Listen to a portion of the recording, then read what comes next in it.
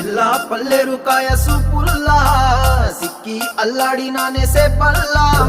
పసిడి పచ్చాని అరసే తుల్లా ధర పోస్తా ప్రాణాలు తానే అడగాల సీతా